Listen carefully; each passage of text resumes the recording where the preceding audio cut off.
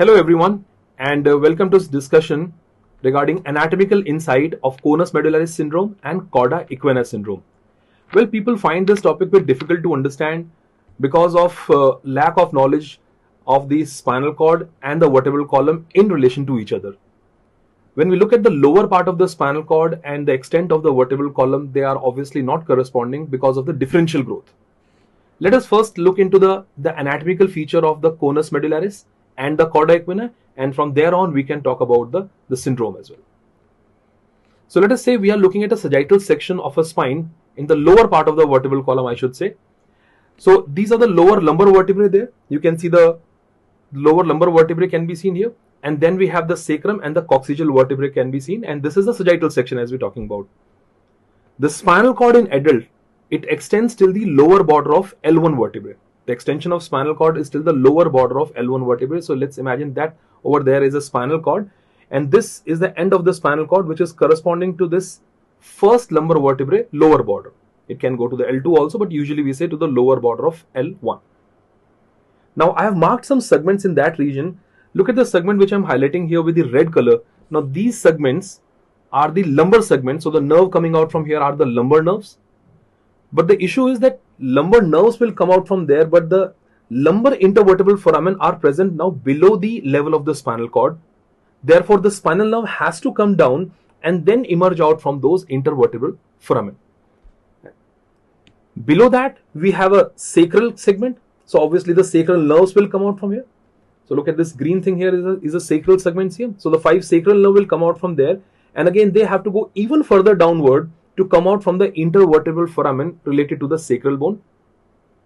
And same is with the coccygeal. The coccygeal nerve will need to come out all the way from the foramen which is present in the caudal part of the vertebral column. So if you see the relation of the spinal cord segment and the vertebral column and how the nerves are coming out, this animation is going to help you in this. So you can see the first lumbar nerve is coming out from the intervertebral foramen between L1 and L2.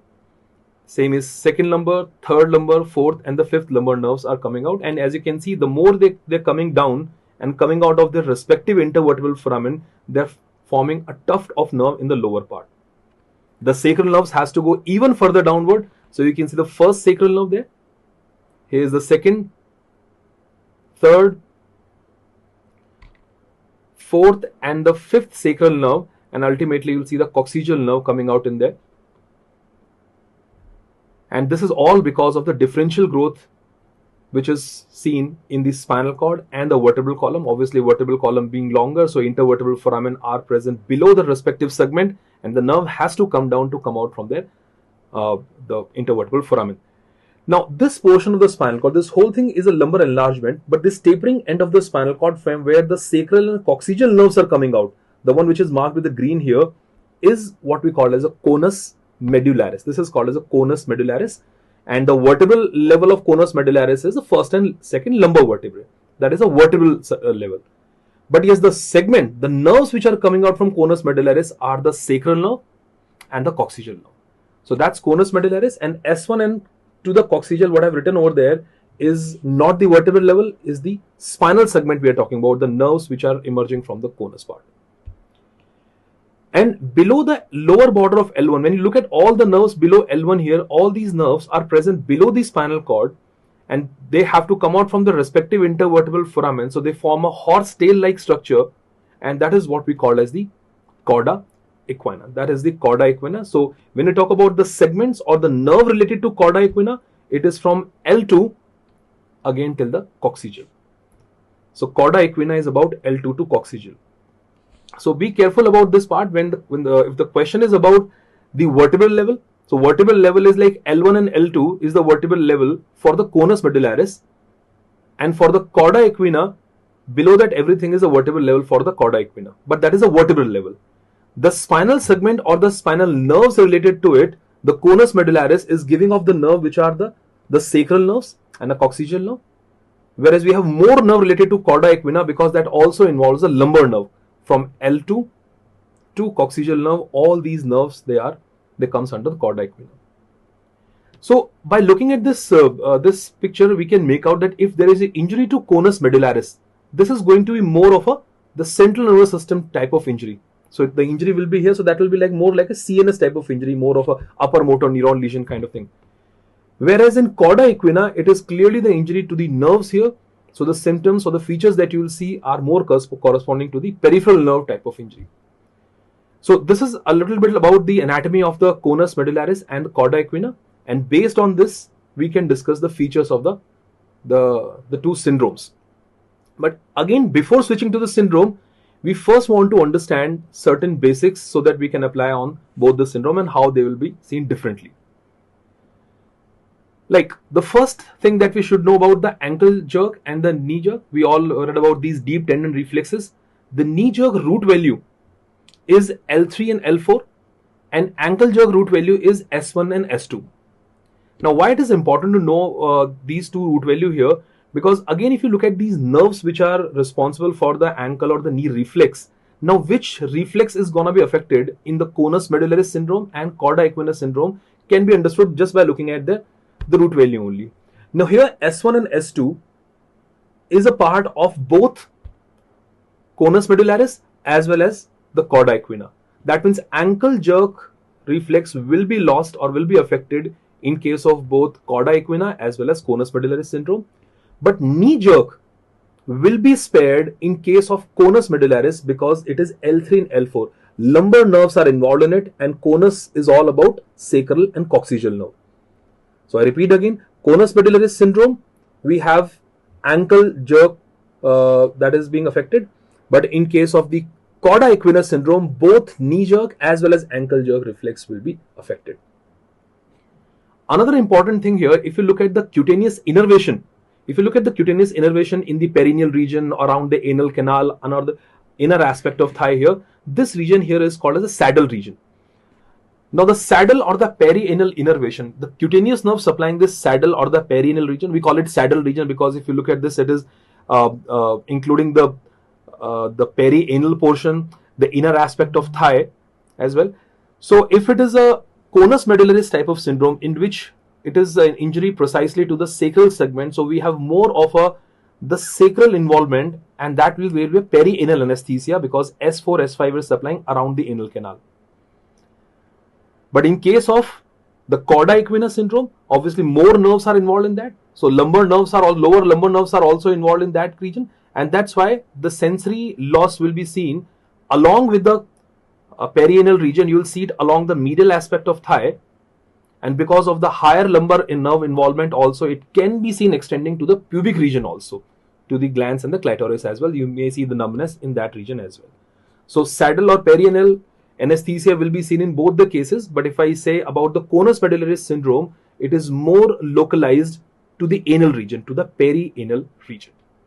The next we need to understand here is about the bulbocavernous reflex, which is also called as a bulbospongiosus reflex. Well, this reflex is a well-known somatic reflex which is used to gain the information about the state of the caudal part of or the sacral region of the spinal cord.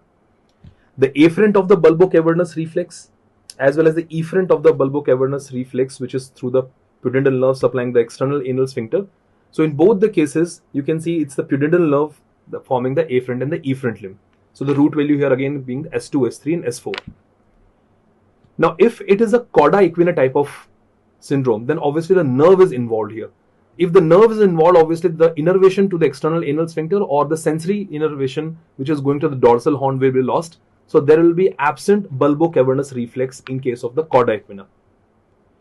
In case of conus medullaris syndrome, initially this reflex will be absent because of the spinal shock, but returning of the bulbocavernous reflex is an indication that the spinal cord has come out of the spinal shock. So once the spinal cord comes out of the spinal shock, you will see there is a recovery of the bulbocavernous reflex in that case. Now talking more about this S2, S3 and S4 segment, as we said, the sacral segment involvement precisely in case of conus medullaris syndrome, the S2, S3, S4 segment will be involved, and which is giving rise to the somatic nerve as well as the splanchnic nerves. Now the pelvic splanchnic nerves which are coming from S2, S3, S4 are going to supply the smooth muscles of the bladder, the detrusor muscle, and these detrusor muscle are obviously responsible for the emptying of the bladder. On the other hand, S2, S3, S4 is seen in the pudendal nerve as well, which is supplying the area of structures. Like if I look at the pudendal nerve, one of the innervation of the pudendal nerve through its perineal branch is to the sphincter urethrae. So if S2, S3, S4 segments are involved, then obviously detrusor muscle and urethral sphincter are not working. Detrusor muscle inability at this point is not allowing the urine to flow out, so there will be urinary retention, and urethral sphincter atonicity will allow the incontinence. So there will be a overflow urinary incontinence because of the detrusor muscle involvement as well as urethral sphincter. Pudendal nerve through its inferior rectal branch, there is a branch of the pudendal nerve which goes through ischiorectal fossa called as inferior rectal nerve, and that supplies the external anal sphincter. So the atonicity of the external anal sphincter will lead to the fecal incontinence. And also we have a deep perineal branches of pudendal nerve which are going to supply the muscle, that is bulbospongiosus and ischiocavernosus, the muscle which are present in the superficial perineal pouch, and these muscles are important for maintaining erection. When these muscles contract, they obstruct the venous blood flow coming from the superficial vein of the penis. So if the pudendal nerve is affected, the bulbospongiosus and ischiocavernosus will not contract, they will not be able to obstruct the venous blood flow, and that will lead to impotence. Therefore, involvement of the S2, S3, S4 segment not only will give you the symptoms of the pelvic splanchnic nerve like detrusor muscle involvement, also the pudendal nerve, the somatic symptoms will be seen, which involves the urinary incontinence. There will be a fecal incontinence, and impotency will be seen in case of Conus medullaris syndrome. Now, knowing about all these anatomical aspect of the conus as well as the cauda equina, let us summarize the features of both the syndromes. So let's see it in a tabular manner. So on one side we have a conus medullaris and other side the cauda equina syndrome. Let's start first with the vertebral level. Now if you remember, not the spinal, guys, vertebral level. At what vertebral level we saw the conus medullaris? That was the L1 and L2, because spinal cord was ending at the lower border of L1, or let's say till the L2 level. And cauda equina is extending all the way from L2 to the coccygeal or sacral region. So L1 to L2 vertebrae, that is vertebral extent of the conus medullaris. And then we talk cauda equina, that is from L2 to the sacral vertebrae. What spinal nerves are involved with? If we talk about the spinal segment involvement, then again spinal segment and conus medullaris was precisely the sacral region of the spinal cord along with coccygeal. So S1 to coccygeal nerves or coccygeal segment will be involved in conus medullaris, and in cauda equina syndrome, nerve starting from L2 to coccygeal nerve. So more extended nerve involvement will be seen in the cauda equina, more of a peripheral type. The next thing is type only. Conus medullaris injury is directly to the spinal cord, so it is more like a central nervous system type of lesion, and cauda equina syndrome, it's a peripheral nervous system type of lesion. Spread or onset, if you see, in conus medullaris, it is sudden, but it is symmetrical. If the injury is to the spinal cord, there are very good chances the effect will be bilateral. It could be unilateral, but usually it is bilateral. But in cauda equina syndrome, the few nerves will be involved and few might be spared. We have a dorsal and ventral root. Everything is present in that thecal sac. So there might be sparing of some nerves, and that's why it is more asymmetrical type of features you will see in the cauda equina syndrome. DTR, deep tendon reflexes. As we already discussed, in case of the conus medullaris, because of the sacral involvement, so the only deep tendon reflex which will be affected here is the ankle. But in case of cauda equina, more number of nerves, peripheral nerves are involved. So lumbar as well as sacral nerve involvement will lead to the loss of ankle as well as knee reflex. So both ankle and knee reflex will be affected. Bulbocavernous reflex, we discussed that as well. Bulbocavernous reflex in case of conus medullaris syndrome, it may be preserved, and as I said, it could be a sign of the recovery of the spinal cord from spinal shock. And in cauda equina syndrome, it will be lost, because if the peripheral nerve is gone, obviously there is no nerve to supply that respective muscle. What about the motor part? Now this is, we got to understand here, guys. Motor innervation, if you look at the muscles of the lower limb, majority of the muscles of the lower limb are supplied by the lumbar and the sacral plexus. So in case of cauda equina syndrome, because we have the nerve involvement starting all the way from L2 to the coccygeal nerve, so obviously the more muscles will be affected in cauda equina syndrome, and this being a lower motor neuron type of lesion, it will lead to the flaccid paralysis.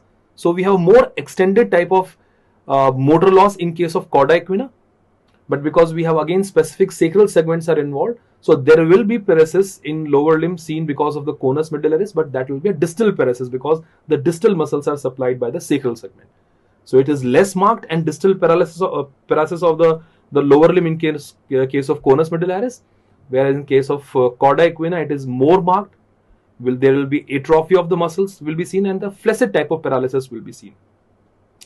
Sphincter, this also we've discussed, guys, in case for sphincter, because of the involvement of the nerves in the sacral S2, S3, S4 region, the splanchnic nerve as well as the pudendal nerve, there will be urinary retention, the overflow urinary incontinence, and fecal incontinence will be seen in case of conus medullaris, which can be seen in case of cauda equina syndrome as well, but that is little late when you see the course of this injury. So urinary retention is present in case of cauda equina also, or may be present in case of cauda equina, but the presentation will come little late.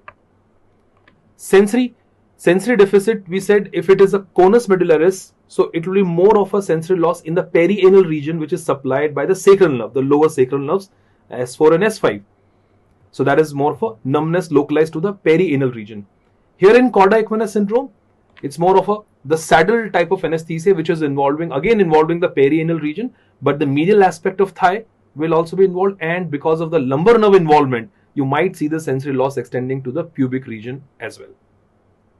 And finally, impotence in case of conus medullaris, again because of involvement of the bulbocavernosus and the bulbospongiosus and ischiocavernosus muscle, the impotence will be seen in case of conus medullaris syndrome, which can be seen in case of cauda equina if those particular nerves are involved, but less frequent when you compare it with the conus medullaris.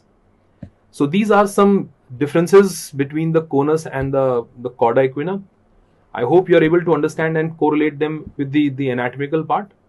And if you find this video interesting, please leave your comments and your doubts as well.